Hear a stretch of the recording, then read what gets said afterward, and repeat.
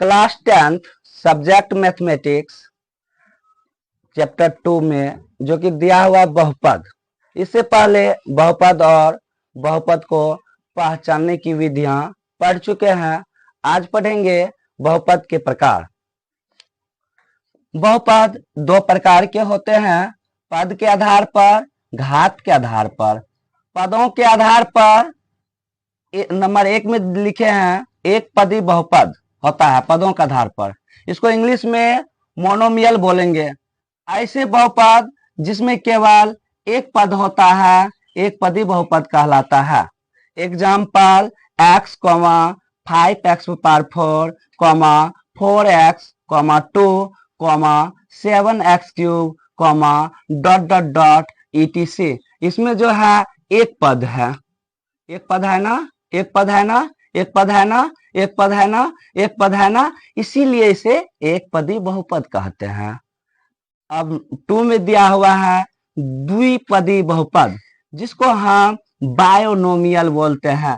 ऐसे बहुपद जिनमें दो पद होते हैं द्विपदी बहुपद कहलाता है। एग्जाम्पल है x + 1, 3x² + 4, dot dot dot etc। इसमें जो है दो पद है, दो पद है ना, दो पद है ना, इसीलिए इसे द्विपदी बहुपद कहते हैं। अब नंबर 3 पढ़ना है त्रिपदी बहुपद, जिसको हम इंग्लिश में ट्राइनोमियल बोलते हैं।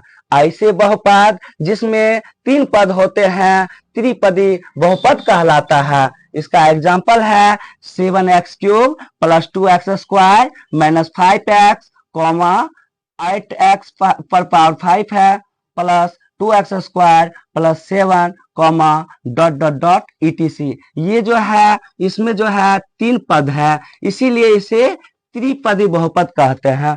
अब जो है 4 में पढ़ना है शून्य बहुपद, जिसको हम इंग्लिश में जीरो पोलिनोमियल कहते हैं।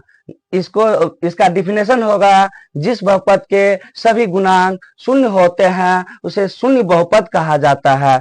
इसमें जो है सभी गुणांक शून्य होगा, जैसे x पावर 4 है ना, इसमें क्या गुणांक है, शून्य है। जैसे माइनस लिखे x² है ना, इसमें क्या गुणांक है, शून्य है, प्लस क्या लिखे शून्य लिखे, इसीलिए इसे शून्य बहुपद कहा जाता है। नोट में ध्यान रखना है शून्य बहुपद का कोई घात नहीं होता है, अर्थात शून्य बहुपद का घात अपरिभाषित है।